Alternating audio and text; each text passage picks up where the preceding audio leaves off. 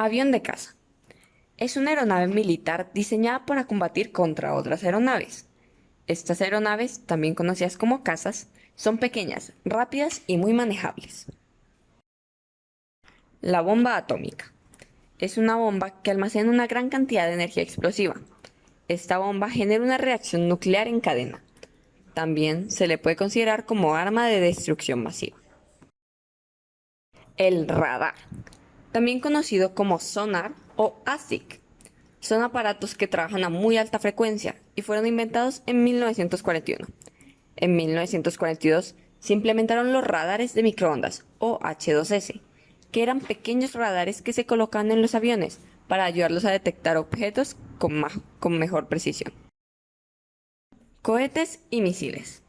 Un misil teledirigido es un cohete que puede cambiar su trayectoria durante el vuelo. Misil guiado, cohete no guiado.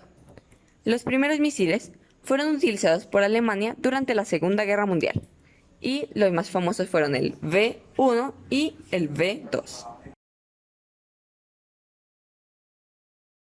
El diclorodifeniltricloroetano, más conocido como DDT, fue un compuesto a base de cloro, obviamente, que fue inventado en 1939.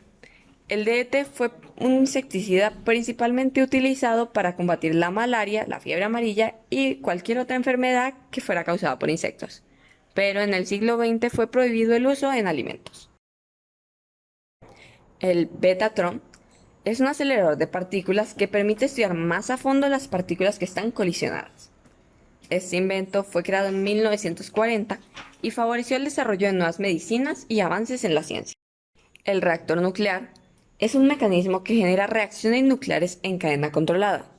Se utiliza y utilizó para la obtención de energía de las centrales nucleares y la producción de materiales fisionables, que fueron los materiales que se utilizaron en la creación de armamento militar, producción de buques y de satélites. El circuito impreso, que técnicamente no fue inventado en la Segunda Guerra Mundial, de hecho fue inventado en 1936, pero aproximadamente en 1943 los ejércitos de los Estados Unidos empezaron a implementarlo para la fabricación de radios más robustos para comunicarse durante la Segunda Guerra. Historia. El 1 de septiembre, Hitler invadió Polonia. Esta acción dio pie al inicio de la Segunda Guerra Mundial, que hasta ahora ha sido el acontecimiento más devastador, con 100 millones de combatientes y 60 millones de muertos. El Tratado de Versalles. Este dio fin a la Gran Guerra, o Primera Guerra Mundial, pero esto a cambio de tierras alemanas, la reducción de los ejércitos alemanes y una indemnización desproporcionada hacia los países que ganaron la guerra. Hablemos un poco de Hitler. Hitler fue un pintor frustrado que supo canalizar la ira de todos los alemanes. En 1923 fue a prisión por un intento de golpe de Estado totalmente fallido, y después volvió a encaminarse como político, ganando el puesto de canciller en 1932 y ocupándolo desde 1933. Partido Obrero Alemán, y posteriormente convertido en el Partido Nacional Socialista Alemán o Partido Nazi por Hitler, fue un partido de ideas totalmente nacionalistas, racistas, supremacistas y con un marcado rechazo antisemita y antimarxista. Das Dritte Reich, o el Tercer Reich, fue una total falacia, puesto que se instauró de manera aparentemente legal. Fue un régimen totalitario que liquidó las instituciones democráticas de la República de Weimar y arrestó a los diputados del Partido Comunista de Alemania, quienes fueron confinados en campos de concentración. Y para colmo de males y adicional a todo esto, se instauró también la persecución de judíos como una ley. Sudets. Haciendo caso omiso al Tratado de Versalles, Hitler creó un fuerte estado militar, con el cual en 1938 empezó a expandirse, agregando a Austria a sus dominios.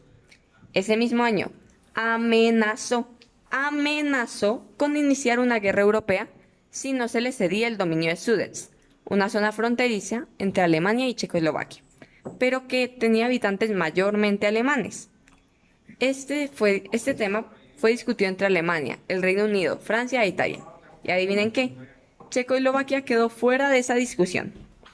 Pero ya, entre las personas que discutían, se resolvió que cederían la zona con tal de que no se derramara una sola gota de sangre. Gravísimo error. Al año siguiente, Hitler le pasó por encima al trato e invadió Checoslovaquia. Este acontecimiento dio pie a que Winston Churchill dijera, abro paréntesis, os dieron a elegir entre el deshonor o la guerra. Elegisteis el deshonor y tendráis la guerra. Cierro paréntesis. Pacto de Ribbentrop-Molotov. En agosto de 1939, el comunista Stalin y el anticomunista Hitler, personas que se odiaban a muerte, firmaron el Pacto de Ribbentrop-Molotov, que fue un tratado germano-soviético de no agresión.